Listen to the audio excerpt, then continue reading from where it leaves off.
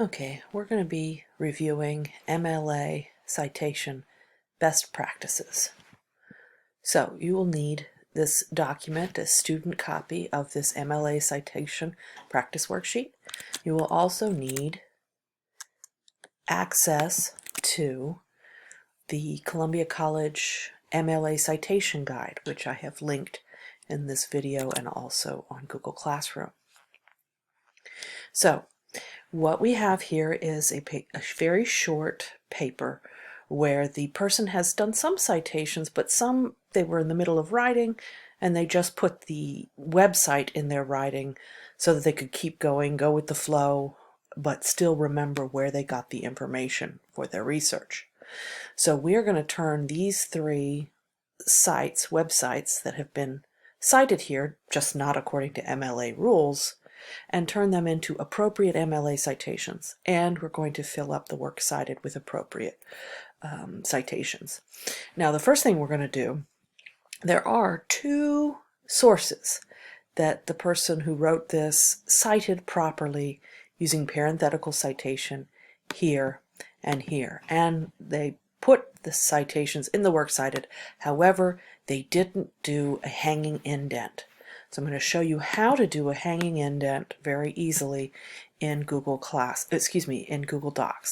So you highlight the portion that needs a hanging indent, and then you go up here to this triangle and rectangle, and this is very precise work. It's a little tricky, but you'll want to drag very carefully the triangle. Don't put it over the rectangle, just the bottom triangle. Drag it over to the ½ inch mark, 0.5, and then let go. Then you'll want to, this is the hardest part, you're going to want to drag this rectangle here, but it's very slim, so it's hard to access all by itself. You don't want to touch the triangle now, just the rectangle. And you want to drag that rectangle back over to the 0.00 mark. Again, these are 1 inch margins. Oops, see, I did it wrong. I'm going to have to do it again. I didn't drag that rectangle very well. There we go. There. Now I've got just the rectangle. See, so it's not so easy. Now we have a hanging indent. The rectangle's over here, the triangle's over here. This is what MLA expects. So let's start with our first citation. Here we have a website called opensecrets.org. I'm going to put this in a separate window so we can toggle easily. They have cited from this source. So we need to go to our citation guide and hover over this drop-down menu. We need to figure out which kind of source this source is. So let's take a look again. Look at the list. Which one of these types of sources is this first website? You might have to look through it, click on it yourself, look at it a little while, and figure out which one of these it is. So hopefully you figured out that it's a website. So we're going to click on how do I cite a, click on website, and now the very next most important thing to find out about any source is, does it have an author? That's a very important piece of information. So we're going to take a look, scroll through the source. Does this source tell us who the author is for the source? No, it does not. So we need to find the directions for a website with an unknown author. This is a website with a known author. Keep going, known author. Here we go. Website with an unknown author. We're going to follow these instructions for the works cited page and for the in-text citation. So here is the recipe or the template for the works cited page. I want you to highlight it and copy it and take it to your works cited page. And here we're going to paste it, but we're going to do it special pasting so that we don't mess up the hanging indent that we worked so hard to create. So you're going to right click, if you have a mouse you right click, or two finger click if you don't have a mouse. Two finger click and choose Paste Without Formatting. This will make sure that what you're pasting is the exact same font that you had before, the exact same formatting that you had before. It won't get messed up from your source to your document. But the problem with that is that we need to check. There's one part of your citation that needs to be italicized, and that gets messed up when we paste it in that way. So I'm going to go back. Here clearly the title of the website needs to be italicized. So we're going to go back and we are going to italicize this template in the right spot. Now we're ready to go. So we're going to follow this template step by step so that we can cite the source properly. What's the title of the page or document? So we go up to the top of our document. What is the title? Dark Money Basics. I'm going to copy that and hover over this template part, highlight that. Now we don't want to get rid of that period. That period's very important. It's part of the MLA format. Then right click or two-finger click and choose Paste Without Formatting. Now we've got the first part of our citation done correctly. Now, title of website. Go back. The title of the website is opensecrets.org. And I can't copy and paste that one, so we're just going to type it in. Title of website. Again, leave that comma there. That's very important MLA punctuation. opensecrets.org. Then, what is the name of the organization affiliated with the website? We go back to our website and look. They've given it to us really easily here. It's right under the name. Center for Responsive Politics. So we go back. We select this part of the template that's telling us what to do, and this is where we type our Center for Responsive Politics. For responsive politics. All right, according to this template, what do we need next? Date of copyright or date last modified. All right, is there a copyright date? Scroll through. See what you can find. Is there a copyright date? No, there is not a copyright date. So we're going to have to simply delete this. Some people put NA, but that's really not the most appropriate formatting. The best thing is just skip that part and move to the next needed item. URL, which is the website itself. So we go back here. We copy the URL and we paste it. Again, it really needs to be right-click or two-finger click, paste without formatting. We also need to get rid of the HTTPS. That's not necessary. And then accessed. When did we look at this website? Well, you're going to put whatever date is that you are completing this assignment. I'm going to be putting the date that I am completing the assignment, which is December 3rd. But we've got to do it day, that's the 3rd of December, month, and only the first 3 letters of the month, December, and year. I'm doing this in 2020. So that's the date the site was visited. Again, we don't want to lose this period. It's an important part of MLA formatting. Now, the only thing we have left to do here is it doesn't look very pretty.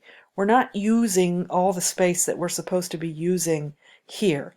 And so we're going to put a little space, break up this URL a little bit so that it's better formatted. I'm going to put a space right here, and that's going to make it look a little bit better. But whenever you do that in Google Docs, it will automatically create a hyperlink here, and we don't want that. So after I press the space bar, I'm going to click the undo button once, and now we don't have that unnecessary hyperlink, and we've got a perfectly formatted MLA citation. One other thing we need to do, a works cited page needs to be alphabetized. So we're going to have to move this up to be between B and V, because the letter D comes after B but before V. So you need to keep your works cited page alphabetized. All right, now that we have it in the works cited page, it's very easy to do the parenthetical citation. You always do the works cited page first and then do the parenthetical citation. So what do we put in the parentheses up here for the citation? You always put how it is listed in the works cited page. So here we're listing this by the title of the page. So we're going to copy this and we're going to place it instead of this ugly hyperlink. And then the only thing left for us to do is get rid of this period. You can also find those instructions here. In-text citation, title of page or document, and there's no period here. So you can find the template for that here as well, which we've been using. Okay, so done with that source, let's move on to the next one. Now this one, Britannica, is an encyclopedia. So we're going to be following new rules for this one. I've clicked on the link and you should do the same with your document. Oops, I need to get rid of that one. I don't need this one anymore. And since it's an encyclopedia, we're going to go back to our citation guide and hover over the How Do I Cite, and we're going to pick a new type of source. Which type of source is this? It's, as I said, an encyclopedia. So we click on the encyclopedia and dictionaries. Now, this is not from a library database. Let's take a look at what kind of encyclopedia it is. You take a look at the encyclopedia yourself. What is there an author or isn't there an author? That's the first thing you look for. Oh, here we go. There is an author. A lot of times encyclopedias don't have the author listed, but this one does. So we look for an encyclopedia or dictionary from a website with a known author. That's the one we're going to follow. This one, a lot of times dictionaries and encyclopedias don't have an author listed, but this one does. So we're going to use this recipe. So again, copy this template and paste it into your works cited page. Remember, right click or two finger click, then paste without formatting. Then we go back to our template and we figure out, okay, what's the thing that needs to be italicized? It's the title of encyclopedia or dictionary. So you go back here, title of encyclopedia or dictionary, italicize. All right, now we're ready to follow the recipe or the template. Author's last name, comma, first name, period. All right, author's last name, comma, first name, period. Oops, I think I'll just type it. Brian, period. All right, we've done the first one. Now, title of entry. What is the title of this entry? Citizens United versus Federal Election Commission. So we copy it. Again, remember, don't lose that period. That period's part of the MLA formatting. Right click or two finger click, paste without formatting. Then, title of encyclopedia or dictionary. The title is Britannica. So we put, oops, the wrong one. Britannica. Then publication or update date. So we're going to need to find that. For this site, I think clicking on the See Article History is your best bet to get the update date. It says here the most recent update was January 14th, 2020. So that's what we're going to put here. Is January 20th, January 14th, 2020, but we've got to do it the European way. So January 20th, we start with the 20th, January, just the first three letters of the month, and then the year 2020. Don't lose that comma that comes afterwards. Then the URL or the link.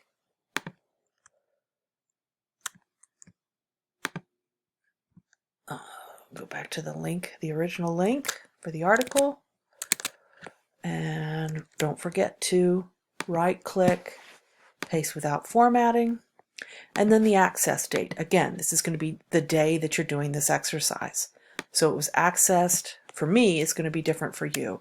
Accessed 3, month, only 3 letters, and year. And don't lose that period at the very end. There needs to be that period. Every little comma, period matters. All right, then what do we need to do next? This citation starts with a D, and it's coming after the V. What do we need to do with this citation? We need to put it in alphabetical order, which means it needs to come after dark money basics. Okay. Now that we have this citation in the Works Cited, it's very easy to put it in the parenthetical citation. As we can see here, the only rule for the parenthetical citation is you put the author's last name. It's very easy. We just copy his last name, the author's last name, and we replace this ugly hyperlink with the author's last name. And yeah, looks good. Okay, last one. The last link, go ahead and click on it, and let's see what kind of source it is. This is the Salt Lake Tribune. The Salt Lake Tribune. So we go to our little guide, scroll up here, how do I cite? Okay, which category of these is the Salt Lake Tribune? What does that sound like? A tribune. It is a newspaper article. So we click on newspaper article and we figure out, do we have a name of the author? Yes, we do. Here's the name of the author. So now we look for newspaper article. Is this from a library database? No. Newspaper article from a website. That's what we have. So copy this recipe, this template, and paste it into our Works Cited page. And then we're going to follow the recipe or the template based on the website itself. So author, right? Author's last name. Jelen. Sorry. So you can see that it is the author, by Andrew Jelen. Okay, so we're going to right-click, oops, paste without formatting, don't lose that comma, and first name. Okay, don't lose that period, leave that period there. Paste without formatting. Okay, then title of article, subtitle, if any. Now apparently this Jelen person is so important that they actually put his name in the title. Who are we to argue? I'm going to copy it, and we're going to, again, paste using the two-finger clip or right-click so that we don't mess up the formatting. Then title of website.